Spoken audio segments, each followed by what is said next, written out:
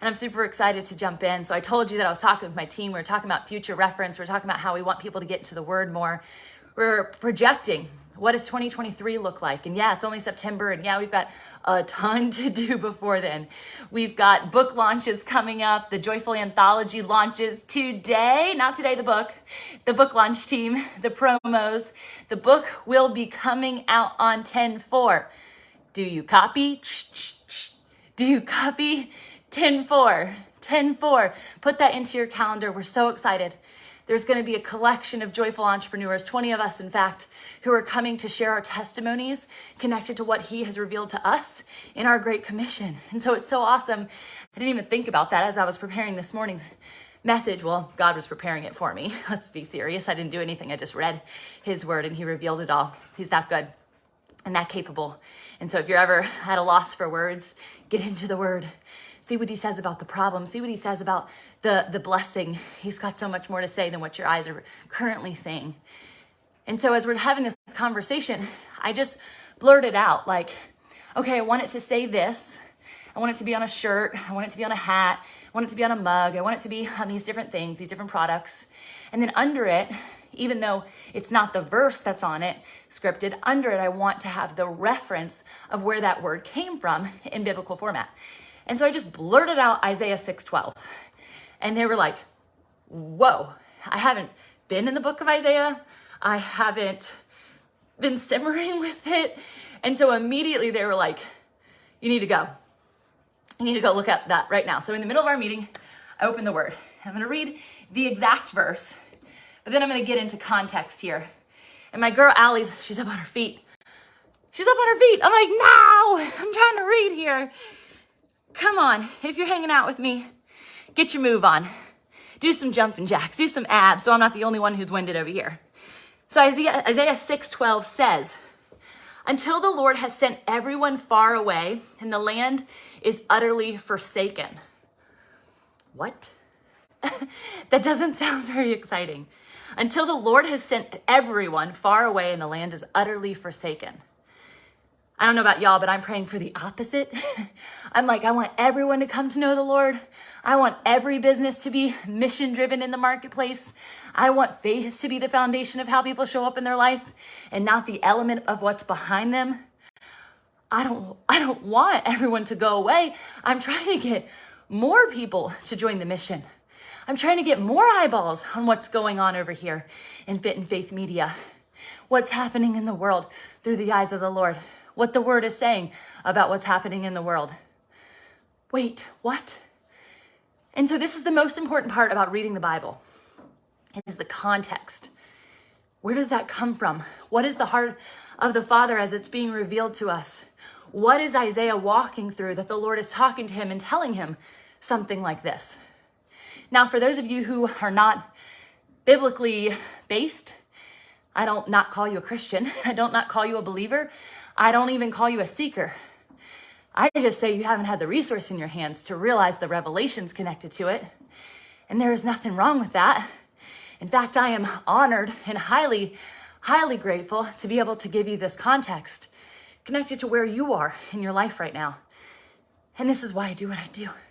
This is why you get to do what you do, because everything you bring in front of other people has to have that root core of goodness, of grace, of mercy, and of clarity. Because if you're bringing a message from a business perspective out into the world, whatever it is, let's say your mission is, we want to send everyone far away. We want the land to be utterly forsaken. How are you going to do that? What's your business plan associated to it? I'm curious. What does your bio read? What is your brand vibe? I imagine red. I imagine black. I imagine X's. I imagine like stay out, get away, maybe arrows pointing in the opposite directions. Do you see how you can bring words to life? It's a part of business. It's a part of why you show up on social media. And so if this is your calling, no matter what the words are, you have to be able to evoke truth. And it has to be done in context. Because if you tell somebody about this and you give them just one verse, they're going to be super confused. There's so many money verses in the Bible, which is a huge part of how I love to educate. connected to abundance and prosperity, and people get it wrong. The love of money is the root of all evil. No, it's not, right? It's putting the love of money at the forefront of God. It's creating a false idol out of money. It's putting greed as the precursor. It's putting success, my testimony, I get it. I'm not pointing fingers. I'm always raising my hand next to you. This is not intended to cast out your areas of iniquities or to point in your areas of sin.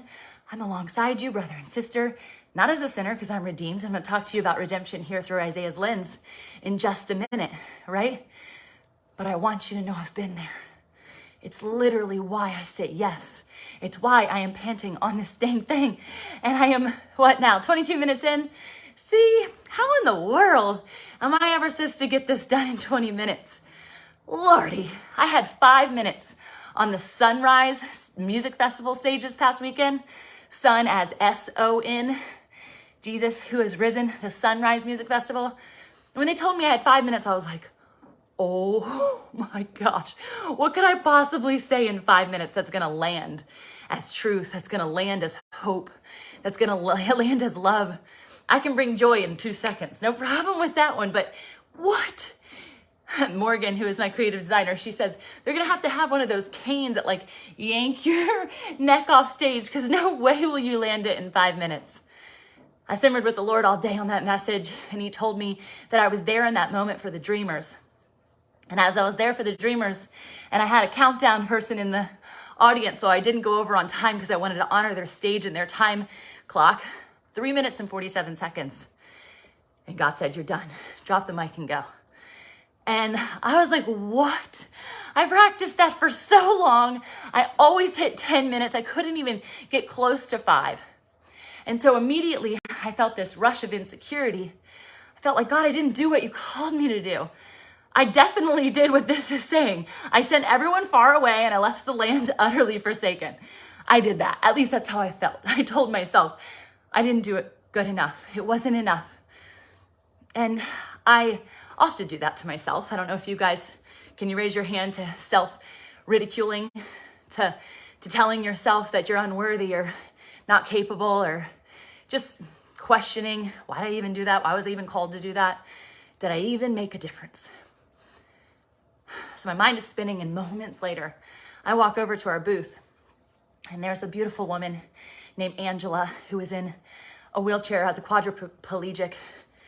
She can barely speak, but I can tell that she's saying something, and she's so excited. Oh my gosh. You could tell the joy on her face. You could tell the joy coming out of her energy. And she had her companion, I'm imagining it's her husband, and she was trying to talk to me. And so I just focused in on what she was saying. And he was trying to, what's the word when he was translating for her. And it was like 2 sentences in. And I was like, actually, I don't need you to translate. He's like, oh gosh, I'm so sorry. I don't know how much you can understand. I'm like, I actually understand her perfectly.